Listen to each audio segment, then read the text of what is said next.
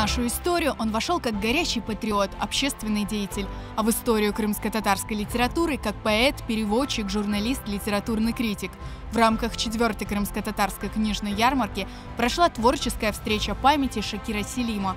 Студия Хареденгес Продакшн покажет ее в эту субботу, 29 октября в 20:00 на YouTube-канале QTV и на страницах Crimean Tatars в соцсетях.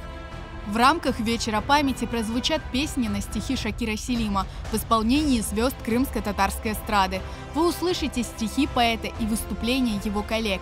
Увидите отрывок из спектакля «Макбет», переведенного Шакир Селимом на крымско-татарский язык.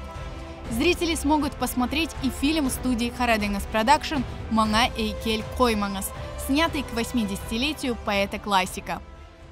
Dünya bizge bakıp bir gözden ağlay.